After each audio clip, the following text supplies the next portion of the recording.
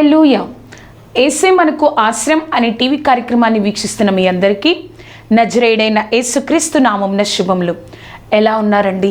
దేవుడు తన రెక్కల చాటున మనల్ని భద్రపరిచి మరొక వారాన్ని మనకు అనుగ్రహించిన దేవాది దేవునికి సమస్తమైన మహిమ ఘనత ప్రభావాలు కలుగును గాక. ఈ యొక్క వారం కూడా ఆ గొప్ప దేవుడు మనతో మాట్లాడాలని ఆశపడుతూ ఉన్నారండి. ముందుగా మన యొక్క హృదయాలను సిద్ధపరచుకుందాం, ప్రార్థన చేసుకుందాం. సర్వోన్నతుడా, సర్వాధికారి, సర్వశక్తిమంతుడా తండ్రి, గత వారమంతా కాచి కాపాడి నీ కృపతో నింపిన దేవా తండ్రి, ఈ వారం కూడా ప్రభా ఎవరైతే నీ యొక్క బిడ్డల యొక్క కార్యక్రమాన్ని వింటా ఉన్నారో వారందరితో నువ్వు మాట్లాడండి, నీ కృపను అనుగ్రహించండి. నీ గొప్ప కార్యం మా జీవితాల్లో జరగాలయ్యా ప్రభా. ప్రతి ఒక్కరం నీ సన్నిధిని మేము అనుభవించాలి దేవా. నీ కార్యంతో నింపండి సర్వశక్తిమంతుడా. నీ కృపను అనుగ్రహించండి, నువ్వే సహాయంను దయచేయండి, తోడేయండి, నడిపించండి. సర్వాధికారి, సర్వశక్తిమంతుడా నీ కృపా రెక్కల క్రింద భద్రపరిచి బలపరచయ్యా, సహాయంతో నింపండి. ప్రతిదిని యొక్క అధికారంలోనికి తీసుకొనండి. నజరేయుడైన యేసుక్రీస్తు నామమున అడిగి వేడుకొంచున్నాము తండ్రి. Amen, amen, amen. ఈ వారం మన యొక్క వాక్య ప్రసంగ అంశంగా కీర్తనలు 107 కీర్తన 8వ వచనం. కీర్తనలు 107 కీర్తన 8వ వచనం. ఆయన కృపను బట్టి నరులకు ఆయన చేయు ఆశ్చర్య కార్యములను బట్టి వారు యెహోవాకు కృతజ్ఞతాస్తుతులు చెల్లించుదురుగాక. మరొకసారి చదువుకుందామండి. కీర్తనలు 107 కీర్తన 8వ వచనం. ఆయన కృపను బట్టి నరులకు ఆయన చేయు ఆశ్చర్య కార్యములను బట్టి వారు యెహోవాకు కృతజ్ఞతాస్తుతులు చెల్లించుదురుగాక. ఈ వారం మన యొక్క వాక్య ప్రసంగాంశం, నీ జీవితంలో దేవుడు ఎన్నో మేలులు చేశారు, కృతజ్ఞత కలిగి ఉండు. నీ జీవితంలో, నా జీవితంలో దేవుడు ఎన్నో మేలులు చేశారు, మనము కృతజ్ఞత కలిగి ఉండాలి. నువ్వు నేను కొన్ని రోజుల నుంచి ఒక విషయంలో, ఏదైనా ఒక విషయంలో, మన జీవితంలో ఒక విషయం గురించి ప్రార్థన చేస్తాం.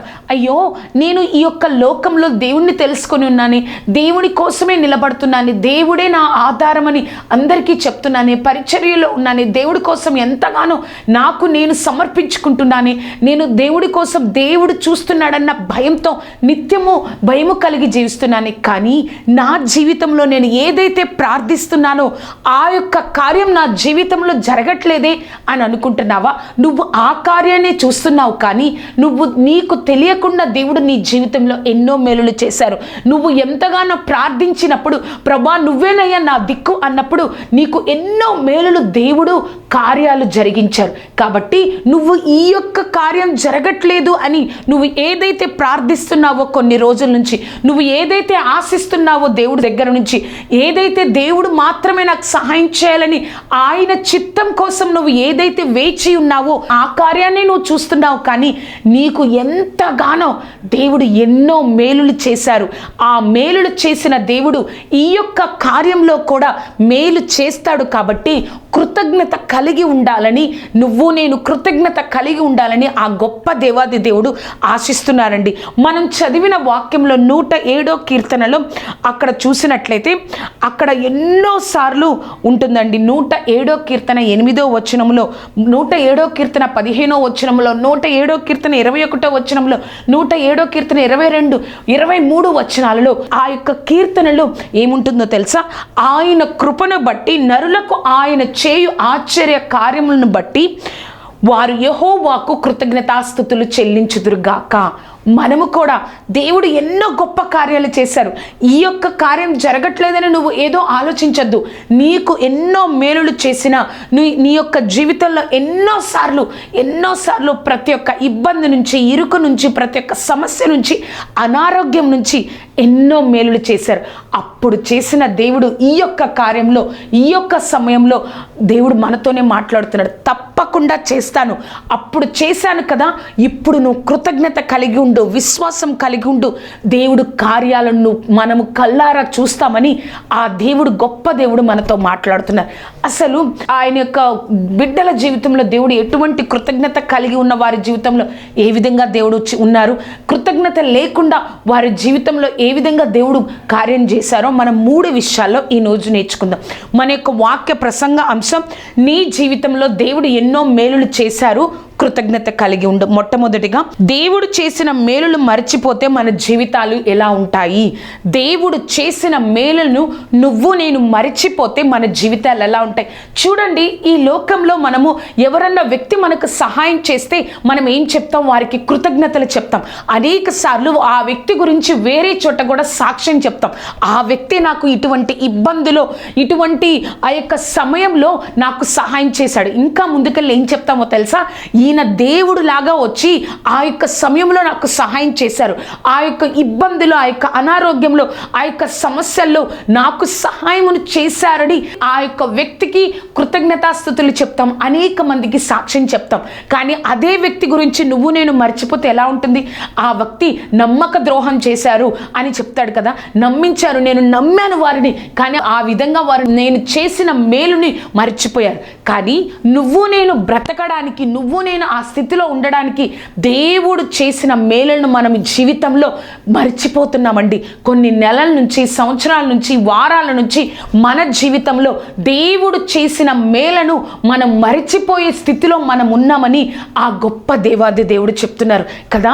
ఒక వ్యక్తి గురించే మనం ఈ లోకంలో అనేక సార్లు సాక్ష్యం ఇవ్వగలిగితే ఆ గొప్ప దేవాది దేవుడు నా జీవితంలో ఎన్నో మేలులు చేశాడు కదా, ఆ మేలులను నువ్వు నేను మర్చిపోయాం అని ఆ గొప్ప దేవాది దేవుడు నీతో నాతో మాట్లాడుతున్నారు. అసలు ఈ ఫస్ట్ పాయింట్లో ABCD చూద్దామండి. మేలులు మర్చిపోయిన వారి జీవితాలు ఏ విధంగా ఉంటాయో ABCD చూద్దాం. ఏలో చూసినట్లయితే దేవుడు చేసిన మేలను మరచిపోతే దేవుడు కోపానికి గురి అవుతాము కదా. నిజంగా గురి అవుతామా?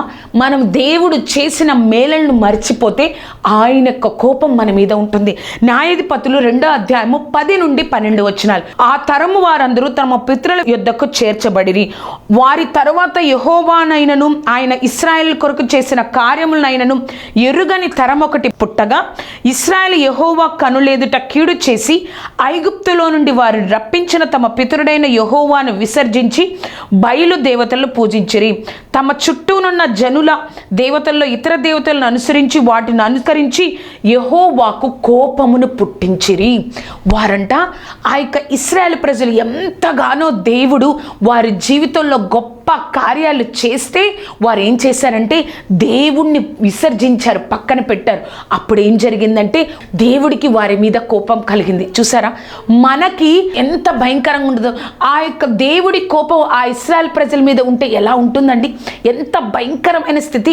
మనము కూడా దేవుడు చేసిన మేలను మనం మరచిపోతే మన జీవితాల మీద, మన కుటుంబాల మీద దేవుడి కోపం ఉంటుంది. అన్ని ఇచ్చిన దేవుణ్ణి మరిచిపోయి ఆశీర్వాదం వైపు చూస్తున్నావు, కానీ ఆశీర్వదించిన దేవుణ్ణి నువ్వు నేను మర్చిపోతే ఇశ్రాయేలు ప్రజల్లాగా వారు పూర్తిగా దేవుణ్ణి విసర్జించారు. వారు కళ్ళారా కొన్ని అద్భుతాలు చూశారు. ఎర్ర సముద్రాన్ని దాటడం, ఆ ఇశ్రాయేలు ప్రజలు అందరూ ఐగుప్తు దేశంలో ఉన్నప్పుడు ఐగుప్తు ప్రజల కంటే ఇశ్రాయేలు ప్రజల్ని దేవుడు ఏ విధంగా కాచి కాపాడాడు అవన్నీ వారు చూసి కూడా వారు దేవుడిని పక్కన పెట్టేశారు. వారి మీద దేవుడి కోపం ఉంది. అంటే మనము కృతజ్ఞత లేకపోతే, దేవుడు చేసిన మేలును మర్చిపోయి జీవిస్తే మన జీవితాలలో, మన కుటుంబాల మీద దేవుడి కోపం ఉంటుంది. ఆ ఫస్ట్ పాయింట్లో B చూసినట్లయితే దేవుడి చేసిన మేలును మర్చిపోతే దేవుడు మనకు శత్రువు అవుతారు. న్యాయాధిపతులు 2వ అధ్యాయము 14-15 వచనం. అప్పుడు ఆ కోపాగ్ని వల్ల ఏం జరిగిందో తెలుసా? ఆ యొక్క దేవుడు చేసిన మేలును మర్చిపోవడం వల్ల దేవుడి కోపం ఆ ఇశ్రాయేల్ ప్రజల మీద ఉంది. అప్పుడు ఏం జరిగిందంటే యెహోవా కోపాగ్ని ఇశ్రాయేల్ మీద ఉండెను. ఆయన దోచుకొని వారి చేతికి వారిని అప్పగించెను. వారు ఇశ్రాయేలును దోచుకొనిరి. ఆయన వారు చుట్టూ ఉన్న వారి శత్రువుల చేతికి వారిని అప్పగించెను గనుక వారు తమ శత్రువుల ఎదుట నిలవలేకపోయిరి. యెహోవా వారితో చెప్పినట్లు, యెహోవా వారితో ప్రమాణం చేసినట్లు వారు పోయిన ప్రతి స్థలము వారికి బాధ కలుగచేయుటకు యెహోవా వారికి శత్రువాయును గనుక వారికి మిక్కిలి ఇబ్బంది కలిగెను. దేవుడు వారికి శత్రువు అయ్యారు, వారిని శత్రువుల చేతికి అప్పగించేశారు. ఇశ్రాయేలు యొక్క పరిస్థితి ఎంత భయంకరంగా ఉంది. దేవుడు ఈ నిర్గమకాండంలో ఇశ్రాయేల్ ప్రజల గురించి ఒక మాట మాట్లాడతారండి. ఏమంటారంటే, మోషేతో మాట్లాడతారు, నా ప్రజలైన ఇశ్రాయేల్ ప్రజలను రక్షించడం కోసం నేను నీ దగ్గరకు దిగి వచ్చి ఉన్నాను అన్న దేవుడు ఇక్కడ న్యాయాధిపతులు 2వ అధ్యాయంలో వారు దేవుణ్ణి విసర్జించి దేవుణ్ణి పక్కన పెట్టేయడం బట్టి దేవుడు ఏమంటున్నారంటే, వారికి నేను శత్రువు అయిపోయాను. ఇక దేవుడే వారికి శత్రువు అయిపోయాడు. ఆ విధంగా వారి జీవితాలు ఉన్నాయి. ఎంత భయంకరమో కదా. వారిని దేవుడు శత్రువుల చేతికి అప్పగించేశారంట. నువ్వు నేను దేవుడు చేసిన మేలను మనము మరచిపోయినట్లయితే మనము దేవునికి శత్రువులు అయిపోతాం. దేవుడు నా జీవితంలో ఎన్నో మేలులు చేశాడు. ఆ మేలులన్నిటిని నువ్వు ఎప్పుడు మర్చిపోకూడదు. ఆ మేలులు నేను మర్చిపోతామా, ఆయన కోపం మన మీద ఉంటుంది. ఆ కోపాగ్ని వల్ల దేవుడు మనకి శత్రువు అయిపోతాడు. భయంకరమైన స్థితిలో మనం ఉంటాం. ఆ యొక్క ఫస్ట్ పాయింట్లో సి చూసినట్లయితే, దేవుడు మేలులను మరిచితే నీకు విరోధులు ఎక్కువ అవుతారు. ఇది గుర్తుపెట్టుకోవాలండి. నేను దేవుడు ఎంతగానో మనకి మేలులు చేశారు. ఆ మేలులను మరిచిపోతే మనకి విరోధులు ఎక్కువైపోతారంట. సొలొమోనుకి దేవుడు ఎంతగానో జ్ఞానం ఇచ్చాడు. ప్రభా, చిన్నవాడనైన నన్ను ఈ యొక్క ప్రజలను పరిపాలించడానికి ఎవరూ లేరు ప్రభా, నాకు జ్ఞానం లేదు ప్రభా అని అడిగినప్పుడు దేవుడు జ్ఞానంతో పాటు కీర్తిని, ఘనతను అనుగ్రహించాడు. కానీ సొలొమోను వృద్ధాప్యంలో ఏం జరిగిందండి? ఆ యొక్క దేవుణ్ణి విసర్జించి అన్య దేవతలకు బలులను అర్పించడం, తన యొక్క భార్యలను బట్టి అన్య దేవతలకు బలులను అర్పించడం, విగ్రహారాధన వైపు తన హృదయం తిప్పబడింది. 2 సార్లు దేవుడు ప్రత్యక్షమై సొలొమోను నువ్వు చేస్తుంది తప్పు అని చెప్పినా కూడా సొలొమోను ఏం చేశాడు? ఆయన హృదయం దేవుడి వైపు తిరగల. అప్పుడు దేవుడు సొలొమోను మీదకి విరోధుల్ని లేపాడు. 2వ రాజుల గ్రంథం 11వ అధ్యాయము 14 నుంచి 17 వరకు చూసినట్లయితే అక్కడ దేవుడు సొలొమోను మీదకి హాదాదు అని ఒక వ్యక్తిని విరోధిగా లేపాడు. ఆ హాదాదు ఎవరంటే, దావీదు సమయంలో యుద్ధం జరుగుతున్నప్పుడు దావీదు సేవకుడైన యోవాబు అక్కడికి వెళ్ళి ఆ యొక్క దేశంలో, ఎదోనీల దేశంలో ఉన్న వాళ్ళందరినీ చంపడం కోసం మగవారందరినీ చంపేస్తారు.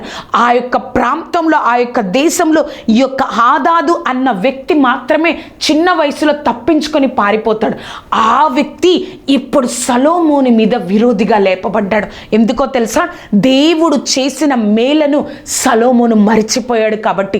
అంతేకాకుండా ఇంకొక వ్యక్తి రెజోను, 1వ రాజుల గ్రంథం 11వ అధ్యాయం 21వ అధ్యాయంలో రెజోను అనే వ్యక్తి కూడా సొలొమోను మీద విరోధిగా అయిపోయాడు. అతను కూడా ఎప్పుడో దావీదు కాలంలో ఆ యొక్క యుద్ధంలో ఉన్న వ్యక్తి ఇప్పుడు సొలొమోను మీద విరోధిగా అయిపోయారు. చూసారా?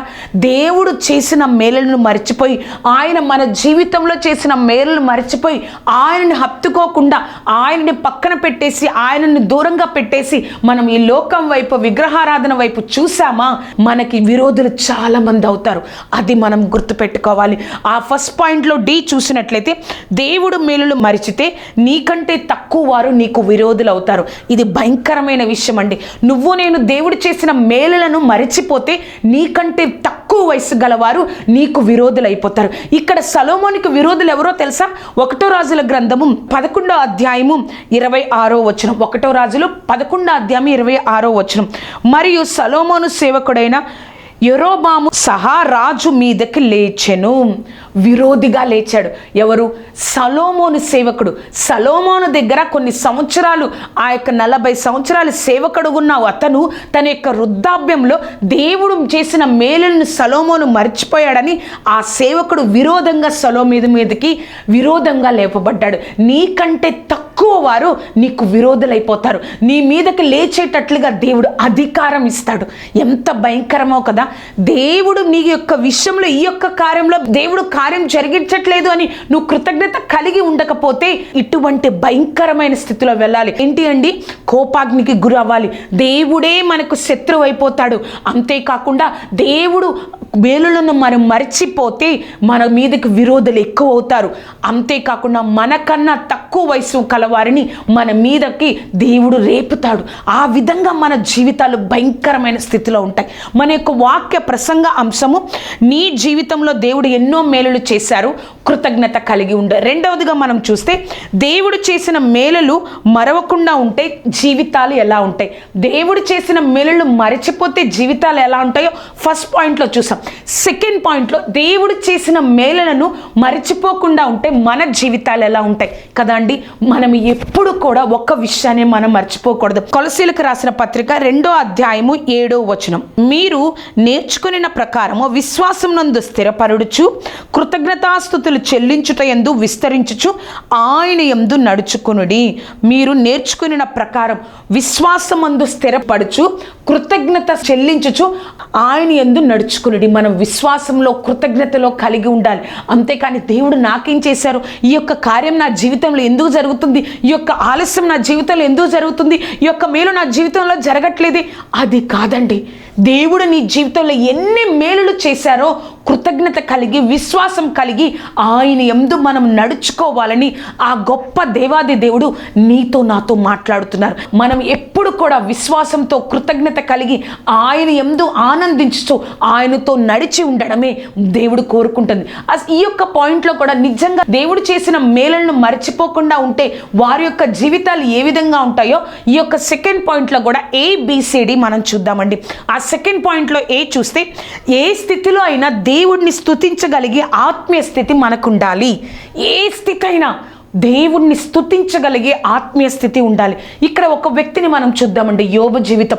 యోబుకి సమస్తం ఒక్కరోజే పోయింది. తన యొక్క ఆస్తి, తన యొక్క సంపద, తన యొక్క గొర్రెలు అన్నీ కూడా, తన యొక్క కుమారులు కుమార్తెలు అందరూ సమస్తం తన జీవితకాలంలో సంపాదించుకున్న సమస్తం ఒక్క రోజులోనే యోబు పోగొట్టుకున్నాడు. కానీ ఆ యోబు గ్రంథం 1వ అధ్యాయం 21, 22 వచనాలు చూస్తే, నేను నా తల్లి గర్భంలో నుండి దిగంబరునై వచ్చి దిగంబరునై అక్కడికి తిరిగి వెళ్ళెదను. యెహోవా ఇచ్చెను, యెహోవా తీసుకొని పోయెను, యెహోవా నామము స్తుతి కలుగును గాక. ఏమంటున్నారండి? దేవుడే ఇచ్చాడు, దేవుడే తీసుకున్నాడు. అక్కడి వరకే మనం చదువుతాం. కానీ ఇక్కడ ఇంకొకటి ఉందండి, దేవుడి నామము స్తుతి కలుగును గాక. ఎవరన్నా ఆ యొక్క భయంకరమైన స్థితిలో, అంత సమస్తము కోల్పోయిన స్థితిలో ఈ మాట అనగలరా అండి? దేవుడి నామం స్తుతి కలుగును గాక, దేవుడి నామమునకు స్తుతి కలుగును గాక అని ఎవరన్నా అంటామా? ఆ 22వ వచనంలో, ఈ సంగతులలో ఏ విషయం అందేను యోబు ఏ పాపము చేయలేదు, దేవుడు అన్యాయము చేసినని యోబు చెప్పల. ఏ విషయంలో కూడా దేవుడు పాపం చేశాడు, నా విషయంలో తప్పు చేశాడు, అన్యాయం చేశాడని యోబు చెప్పల. మనము ఏ స్థితిలో అయినా దేవుడిని స్తుతించగలిగే ఆత్మీయ స్థితి నీకు నాకు ఉండాలి. ఆ సెకండ్ పాయింట్లో B చూస్తే, మేలును అనుభవించిన మనము కష్టాలలో పాపం చేయకూడదు. యోబు సమస్తాన్ని ఒక్కరోజే పోగొట్టుకున్నాడు. ఆ యొక్క దేవుడు సాతానికి అధికారం ఇచ్చాడు. యోబు గ్రంథము 2వ అధ్యాయం 8 నుంచి 10 వచనాలు. అతడు ఒళ్ళు గోకుకొనుటకై చిల్ల పెంకు తీసుకొని బూడిదలో కూర్చుండగా అతని భార్య వచ్చి, నువ్వు ఇంకనూ యథార్థతను వదలకుండా ఉందువా, దేవుణ్ణి దూషించి మరణము కమ్మని అనెను. అందుకతడు, మూర్ఖురాలు మాట్లాడినట్లు నువ్వు మాట్లాడుచున్నావు, మనము దేవుని వలన మేలు అనుభవింతుమా, కీడును మనము అనుభవించదగదా అనెను. ఈ సంగతి విషయమందు యోబు నోటి మాటతో ఆయనను పాపము చేయలేదు కదా. మనము మేలులే దేవుడితో అనుభవిస్తే దేవుడు గొప్పవాడు అనడం కాదండి. మన జీవితంలో కీడు కలుగుతున్నప్పుడు కూడా, మనం అర్థం కాని పరిస్థితుల్లో, దుఃఖకరమైన స్థితిలో వెళ్తున్నప్పుడు కూడా, మనము కష్టాల్లో కూడా దేవుణ్ణి నోటి ద్వారా కూడా పాపం చేయకూడదు. అటువంటి ఆత్మీయ స్థితి మనం కలిగి ఉండాలండి. అటువంటి కృతజ్ఞత కలిగి మనం ఉండాలి. సెకండ్ పాయింట్లో C చూస్తే, అందరి ఎదుట యోగ్యుడిగా ఉండాలి అంటే కృతజ్ఞత కలిగి ఉండు కదా. మనము నువ్వు నేను అందరి ఎదుట ఒక యోగ్యుడిగా, ఒక యోగ్యురాలిగా దేవుడు మనల్ని నిలబెట్టాలంటే మన జీవితాలు కృతజ్ఞత కలిగి ఉండాలి.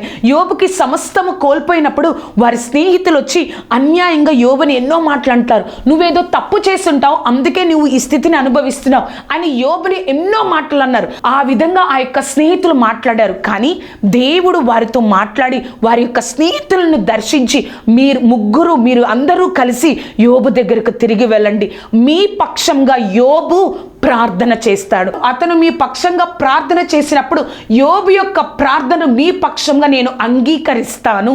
చూడండి, ఎంతగానో యోబు కష్టాల్లో ఉన్నప్పుడు వారు వచ్చి నువ్వు పాపం చేసావు, తప్పు చేసావు అన్నప్పుడు, కానీ ఇప్పుడు కృతజ్ఞత కలిగి ఉన్నాడు కాబట్టి యోబు మరలా ఆ యొక్క స్నేహితుల ఎదుట యోబును ఒక యోగ్యుడిగా దేవుడు నిలబెట్టాడు కదా. ఒక వచనాన్ని మనం చూద్దాం. 42వ అధ్యాయము 9వ వచనం. తిమానీయుడైన ఎలిఫేజును బిల్యాదును పోయి యెహోవా తనకు ఆజ్ఞాపించినట్లు చేయగా యెహోవా వారి పక్షంన యోబును అంగీకరించెను. 10వ వచనం అండి. మరియు యోబు తన స్నేహితుల నిమిత్తం ప్రార్థన చేసినప్పుడు యెహోవా అతని క్షేమస్థితిని మరలా అతనికి దయచేసెను. మరియు యోబునకు పూర్వము కలిగిన దానంతటి కంటే 2 అంతలుగా యెహోవా అతనికి దయచేసను. దేవుడు గొప్పగా వారిని నిలబెట్టారు. ఒక యోగ్యుడిగా యోబును ఎవరైతే దూషించారో, ఎవరైతే బాధపరిచారో వాళ్ళ ఎదుట యోబును ఒక యోగ్యుడిగా నిలబెట్టగలిగారంటే యోబు ఏ విషయంలో పాపము చేయలేదు, దేవుడు అన్యాయము చేశాడు అని యోబు చెప్పలేదు. చివరిగా సెకండ్ పాయింట్లో డి చూస్తే కృతజ్ఞత నిన్ను ఆశీర్వదిస్తుంది. యోబు గ్రంథము 42వ అధ్యాయము 16వ వచనంలో, అటు తర్వాత యోబు 140 సంవత్సరములు బ్రతికి తన కుమారుల కుమారులను 4 తరం వరకు చూచెను. పిమ్మట యోబు కాలము నిండిన వృద్ధుడై మృతి నొందెను. చూసారా, 4 తరాల వరకు యోబు ఆ యొక్క కుమారులను చూశారంట. కృతజ్ఞత కలిగి ఉన్నాడు. ఆయన యొక్క కష్టాల్లో, బాధల్లో దేవుణ్ణి స్తుతించే ఆ యొక్క ఆత్మీయ స్థితి, దేవుడికి కృతజ్ఞత చెప్పే ఆత్మీయ స్థితి యోబు జీవితంలో ఉంది కాబట్టి యోబు ఆశీర్వాదాన్ని చూశాడు. నువ్వు నేను కూడా ఏదో కార్యం జరగట్లేదే, ఏంటి నా జీవితం ఈ విధంగా ఉంది అని నువ్వు అనుకుంటున్నావు. కానీ నువ్వు కృతజ్ఞత కలిగి ఉంటే దేవుడు నిన్ను ఈ విధంగా గొప్పగా ఆశీర్వదిస్తాడు. అందరికంటే ఒక యోగ్యుడిగా, అందరి ముందు ఒక యోగ్యుడిగా నిలబెడతాడు. నిన్ను దేవుడు ఆశీర్వదిస్తారు. మన యొక్క వాక్య ప్రసంగ అంశము, నీ జీవితంలో దేవుడు ఎన్నో మేలులు చేశారు, కృతజ్ఞత కలిగి ఉండు. ఫస్ట్ పాయింట్లో మనం చూసాం, దేవుడు చేసిన మేలులు మర్చిపోతే జీవితాలు ఎలా ఉంటాయో చూసాం. సెకండ్ పాయింట్లో దేవుడు చేసిన మేలులు మర్చిపోకుండా ఉంటే మన జీవితాలు ఎలాగుంటాయో చూసాం. చివరిగా కృతజ్ఞత కలిగి విశ్వాసంలో ఉండు, దేవుడు నీకు సహాయం చేస్తారు కదా. మనం ఇంతగా నేర్చుకున్నాం. కృతజ్ఞత కలిగి విశ్వాసం కలిగి ఉండు, దేవుడు నీ జీవితంలో తప్పకుండా సాయం చేస్తారు. మనల్ని ఇశ్రాయేలీయులకు సొలొమోను జీవితాన్ని దేవుడు మన ఎదుట ఉంచాడు. అంతేకాకుండా యోబు జీవితాన్ని మన ఎదుట ఉంచాడు. నువ్వు ఏది అనుసరిస్తావు? విశ్వాసం కలిగి, కృతజ్ఞత కలిగి నీ జీవితాన్ని కొనసాగించు.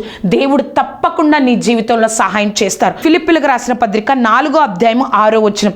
దేనిని గురించి చింతపడకుడి, కానీ ప్రతి విషయంలోనూ ప్రార్థన విజ్ఞాపనముల చేత కృతజ్ఞతాపూర్వకంగా మీ విన్నపములను దేవునికి తెలియచేయుడి. ఏ విషయం గురించి భయపడదు. బైబిల్లో ఉంటుంది కదండి, ఆయన ఆజ్ఞ లేకుండా మన తల వెంట్రుకలు కూడా ఉండవని. కానీ మన దగ్గరకు ఆయనకి తెలియకుండా ఒక బాధ, ఒక కష్టం, ఒక నష్టము, ఒక కన్నీరు మన దగ్గరకు ఎలా వస్తుంది? ఆ విశ్వాసం, ఆ ధైర్యం మనకు ఉండాలి. కాబట్టి ప్రతి విషయంలో కృతజ్ఞత కలిగి ప్రార్థనాపూర్వకంగా దేవుడికి మన మొరలను వినిపించాలి. తర్వాత కీర్తనలు 111వ కీర్తన 1వ వచనం. యెహోవాను స్తుతించుడి, యథార్థవంతుల సభలోను సమాజంలోను పూర్ణ హృదయంతో నేను యెహోవాకు కృతజ్ఞతాస్తుతులు చెల్లించెదను. ఏ విధంగా అయితే దావీదు యెహోవాను స్తుతించిన, నా పూర్ణ హృదయంతో యెహోవాను స్తుతిస్తాను అని చెప్పిన రీతిగా మన బాధల్లో, కష్టాల్లో ఒక సంతోషంగా ఉన్నప్పుడే కాదు, కానీ దుఃఖంలో కూడా మనం చెప్పాలి. చివరిగా 1వ దినవృత్తాంతంలో 29వ అధ్యాయం 13వ వచనం. మా దేవా, మేము నీకు కృతజ్ఞతాస్తుతులను చెల్లించుచున్నాము, ప్రభావం గల నీ నామము కొనియాడుచున్నాము. ఎంత గొప్ప ధన్యతో కదా. అర్థమైంది కదా. దేవుడు నీకు ఎన్నో మేలులు చేశారు. ఈ విషయంలో కూడా దేవుడు నీకు సాయం చేస్తారు. విశ్వాసంతో ఆ యొక్క కృతజ్ఞత కలిగి ఉండు, దేవుడు నీకు సాయం చేస్తారు. ప్రార్థన చేసుకుందామండి. సర్వోన్నతుడా, సర్వాధికారి, సర్వశక్తిమంతుడా, నాతో మాతో మాట్లాడిన దేవా నీకు వందనాలు. నీ గొప్ప కృపను అనుగ్రహించు దేవా. నీ నామాన్ని ఘనపరచుకో దేవా. నీకు కోట్లాది వందనాలు. ఆశ్చర్యకరుడా, అద్భుతకరుడా, నీ గొప్ప కార్యాన్ని మా జీవితంలో జరిగించండి తండ్రి. ఏ శోధన అధికారం ఉండకూడదయ్యా. ఏ స్థితి అయినా, ఏ నష్టమైనా, ఏ పరిస్థితి గుండా వెళ్తున్నా కూడా తండ్రి యోబు అంటే ఆత్మీయ స్థితి ప్రభా గొప్పగా మేము నిలబడడానికి ప్రభా ఆశీర్వాదం పొందుకున్నప్పుడే కాదు కానీ మా కష్టాల్లో నష్టాల్లో దేవుని నామం స్తుతింపబడును గాక అని మేము చెప్పగలిగే ఆత్మీయ స్థితిని మాకు అనుగ్రహించండి దేవా. నీ కృపతో నింపండి. ఈ కార్యక్రమాన్ని చూస్తున్న వారు ప్రభా నువ్వు నాకు ఎన్నో మేలులు చేసావయ్యా, ఈ యొక్క కార్యం జరగట్లేదని, ఈ యొక్క విషయంలో నా యొక్క సమాధానం రావట్లేదని నీ దగ్గర నుంచి నేను ఎంతగానో ప్రభా విసిగిపోయాను, నన్ను క్షమించయ్యా. కృతజ్ఞత కలిగి నీ యొక్క సమయం కోసం నేను వేచి ఉంటాను ప్రభా అన్న ఒక్కసారి నీ బిడ్డల్ని జ్ఞాపకం చేసుకోదేవా. నీ కార్యాన్ని జరిగించయ్యా, నీ నామాన్ని ఘనపరచుకోదేవా. దేవా తోడే ఉండి నడిపించండి, నీ కృపా రెక్కల క్రింద భద్రపరచండి, వర్ధిల్లింపచేయండి. సర్వశక్తిమంతుడా నీ కార్యాన్ని జరిగించుకోదేవా. నీ నామ మహిమార్థము సహాయమును దయచేయండి. ఎవరైతే ఈ కార్యక్రమాన్ని చూసి ప్రభా నువ్వు నాకెన్నో మేలులు చేసావు, కృతజ్ఞత కలిగి ప్రభా ప్రతి విషయంలో ప్రార్థనాపూర్వకంగా కృతజ్ఞతాస్తుతులు చెల్లిస్తాను ప్రభా అని ఎవరైతే తీర్మానం తీసుకుంటున్నారో వారిని దర్శించయ్యా, నీ కృపలో నిలబెట్టండి. మాతో మాట్లాడిన దేవా, కేవలం నీ నామాన్ని మహిమపరుచుకున్న దేవా నీకు వందనాలు. నువ్వే నిలబెట్టండి, నీ కార్యం జరిగించండి. నజరేయుడైన యేసుక్రీస్తు నామమున అడిగి వేడుకొంచున్నాము తండ్రి. Amen, amen, amen. చూశారు కదండి, ఈ యొక్క కార్యక్రమం ద్వారా మీరు ఆశీర్వదింపబడితే మీ యొక్క స్నేహితులకు బంధువులకు ఈ యొక్క కార్యక్రమాన్ని పరిచయం చేయండి. అంతేకాదు ఈ కార్యక్రమం గురించి నా గురించి ప్రార్థన చేయండి. దేవుడు ఎన్నో మేలులు చేశారండి. ఏ స్థితిలో అయినా దేవుడికి కృతజ్ఞత చెప్పే స్థితి, ఆయన సమయం కోసం, ఆయన యొక్క చిత్తం కోసం వేచి ఉండే ఒక గొప్ప ఆత్మీయ స్థితి నీకు నాకు ఉండాలండి. అటువంటి గొప్ప మేలులు మన యొక్క జీవితంలో చేస్తాడు దేవుడు తప్పకుండా. కానీ మన యొక్క హృదయం, మన యొక్క జీవితం, మన యొక్క కృతజ్ఞత ఆయనకి బహుముఖ్యము. కాబట్టి మనము కృతజ్ఞత కలిగిన హృదయంతో మనం దేవుడు చేసే కార్యాల కోసం మనం సిద్ధపడదాం. దేవుణ్ణి వదలకుండా ఏ స్థితిలో అయినా ఆయన్ని హత్తుకొని జీవితం. నువ్వేనయ్యా మమ్మల్ని చూడగలిగేది, నువ్వే మా దిక్కు ప్రభా అని దేవుడు వైపు తిరుగుదాం. అనేక మందికి మన యొక్క జీవితాలు ఒక సువార్తగా, ఒక సాక్షిగా మనం నిలబడతాం. దేవుడు ఈ యొక్క వాక్యం ద్వారా అటువంటి ఆత్మీయ స్థితిని మనందరికీ అనుగ్రహించును గాక. దేవుడు మిమ్మల్ని దీవించును గాక. Amen, amen, amen.